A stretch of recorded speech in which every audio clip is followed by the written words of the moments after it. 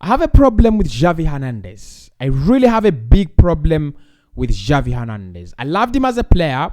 I respect him a lot, what he's done for football, what he's done for Barcelona Football Club. And as a manager, the way he turned things around from a very big period of turmoil to the way Barcelona is now. We are looked at as title contenders. We're looked at as, primary contenders for every title. I do respect Xavi a lot. But I think he's very stubborn. And I think it's very, very arrogant. And that is my problem with all the managers that are managing clubs that I'm supporting. Be it Dortmund, be it Barcelona, be it Arsenal. That is the same problem. These young managers are very, very arrogant. And that is why, Barca are in a situation where we are now. We've just lost to Inter Milan 1-0. And I'm very, very angry. I've done my reactions for the Premier League teams, and I'm still very, very angry. I've still not yet calmed down. I feel like Xavi is the reason as to why we've not won this game. Xavi's stubbornness, Xavi's arrogance is the reason as to why Barcelona are now, have now lost 2 of their last 2 Champions League games against Bayern and also against Inter Milan. Now, these are the statistics in this game. Listen to me.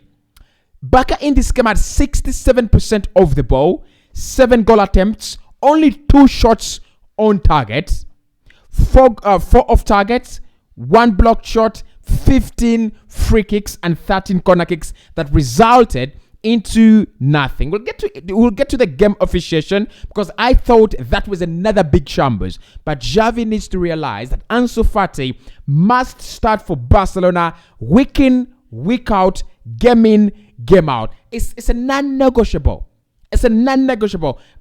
Look, he cannot be coming from the bench to save us every minute. He cannot be coming from the bench to save us in the dying minutes of every game. It's at times not going to work out.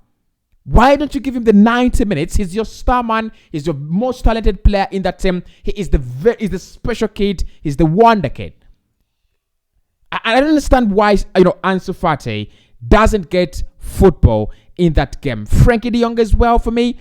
Frank Kessie as well. All these players must be starters at this Barcelona side. And the fact that Xavi doesn't start them, the fact that we are struggling, it just amuses me that he doesn't want to play them. So let's dive into this game, guys. Back up, of course, we did the usual mojo. Usually have the ball, keep it, hide it, and make sure that Inter Milan were not anywhere close to seeing the ball. And that explains the 67% ball possession. In my opinion, it was around 80%. Of course, the metrics are now they calculated. I don't know. It was like 80% ball possession. Barca were on the ball all the time.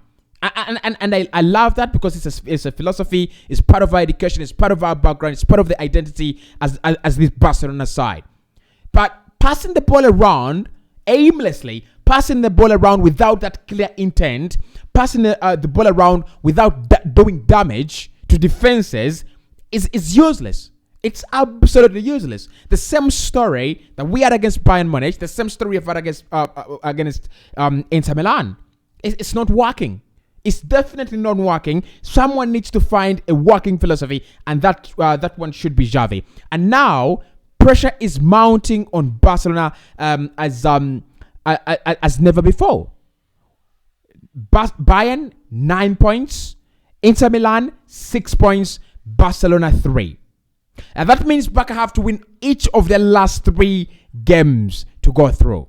You don't want to go back to the Europa League. You don't want to drop again for a second successive season in the Europa League once again after spending huge amounts of money, millions and millions of money. So let's talk about the team selection as well. Because look, I have so many problems with Xavi. He decides that Alejandro Balde will not be starting at left back and Marcos Alonso starts. What has Marcos Alonso done to deserve starting for Barcelona against Bayern and against Inter Milan while Balde starts every game in the Spanish La Liga? He's one of the best fullbacks right now in Europe. He's one of the best left backs in the game right now. And Balde drops to the bench, and Marcos Alonso, who clearly has no passing intent, he doesn't have that footballing education background. Barca has, and he starts him. Every big game in the UEFA Champions League, it is Marcos Alonso. It makes no sense. It makes no sense. And for me, Xavi must think about this and go, if I trust Balde in every game in the La Liga, I've got to trust him in the UEFA Champions League. He adds a lot to this team going forward. He adds a lot to the attacking threat of this team. Honestly, Marcos Alonso provides nothing to Barcelona offensively. He provides nothing. And I think Balde is a very, very disciplined guy. I don't think he's lazy. I don't think he's one of those players that are a liability defensively. Dropping Balde makes absolutely zero sense, in my opinion. That's one of the problems I have with his team selection. The other problem I have with Xavi, and I hope this is a problem that I share with a couple of Barcelona fans, is Frank Kessie and Frankie de Jong. I love Sergio Busquets. He's one of the best in the game. And, whenever I look at him play for Barcelona, play for Spain, I'm happy because he's a beast in that role. Not a beast because, he's putting down players and doing that, but his passing, he's a passing genius. His passes just break through the midfield and all that. But we need to agree, when you're playing the likes of Nicolo Barella, when you're playing Hakan Calhanoglu, when you're playing against the likes of Hendrik Mkhitaryan, you're playing pace, you're playing speed, you're playing younger players with fresh blood, running through their legs. So you're playing against younger legs. You need legs in that midfield. I have no problem, Busquets dominating against Mallorca, Osasuna, and all these shit teams in La Liga. I got no problem with that. My problem is when you're playing the likes of Bastoni, when you're playing the likes of Milan Skriniar, when you're playing against that quality, when you're playing that age bracket, when you're playing players that have the legs, you've got to play Frankie de Jong. If he's not available, Frank Kessie is.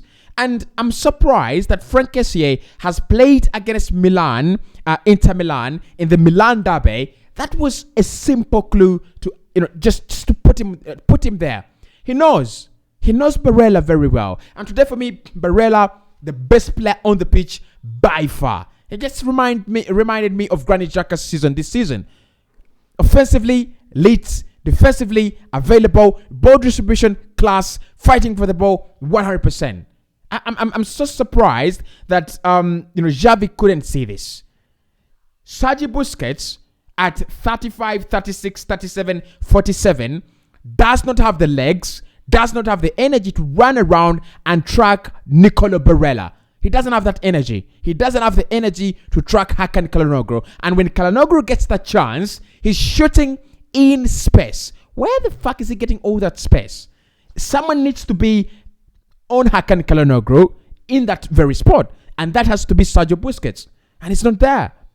It's definitely not there. And that's why you see the likes of Pedri are not getting that kind of freedom they want to roam around in the midfield, because they know there is a liability. They're not secure. There is a liability in that holding midfield. So for me, my second disagreement is Sergio Busquets starting against Bayern, where they have the likes of Leon Goretzka, they have Joshua Kimmich, they have Ryan Gravenberch. These are young players with legs.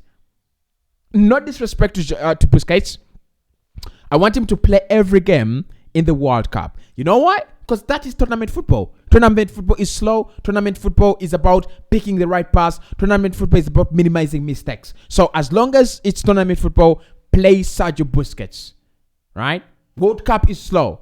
But in UEFA Champions League games, don't dare. Do not make that mistake. Otherwise, you will not survive the next time. 2 games we have not survived. We didn't score against Bayern. We didn't score against Inter Milan. And that explains there is something lacking in his team selection. Let's talk about number 3, Rafinha vis-a-vis Ansu Fati. I'll not talk about Xavi because I'm not the biggest advocate for Xavi, and I've been proven wrong a couple of times. I mean, Xavi is a very, very good guy. Very, very good young player. I love him. I really love him. I just feel he's a little bit overrated, right? But I love him. So let's talk about Ansu Fati over Rafinha.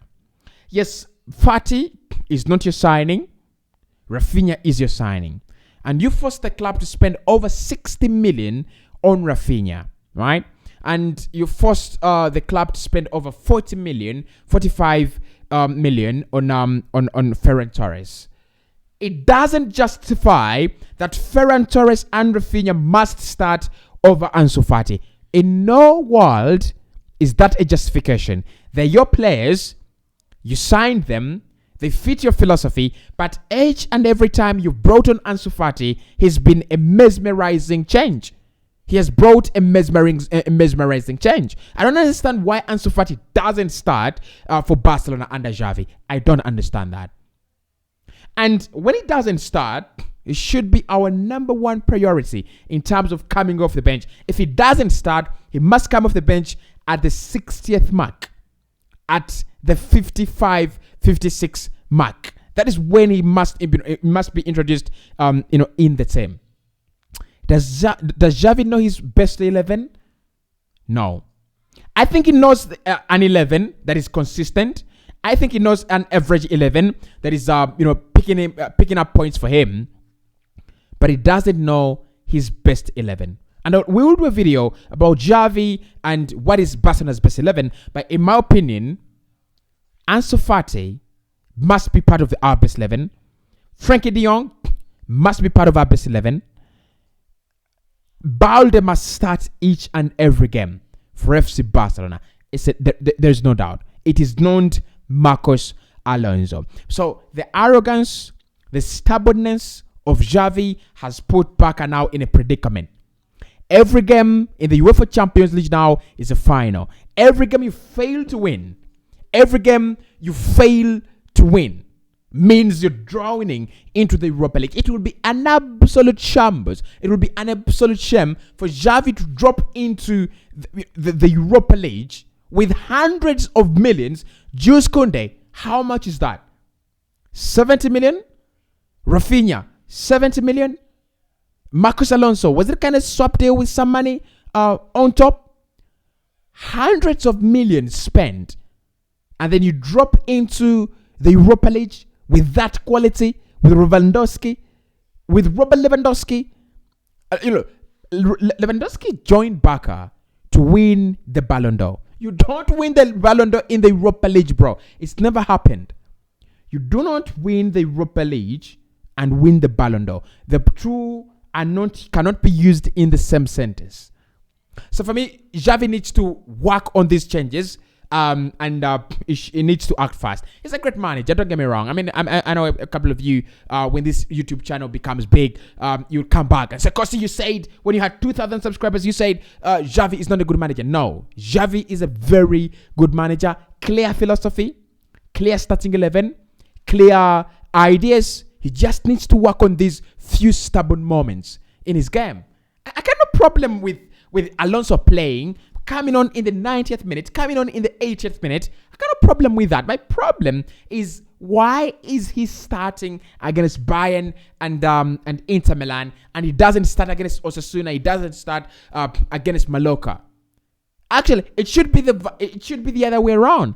Balde, who has the clear education background of the La Masia of Barcelona, should be playing against these clubs, because it's easy to create that kind of connection. It's easy to create that kind of cohesion around the team. So for me, guys, 1-0, Barca have lost.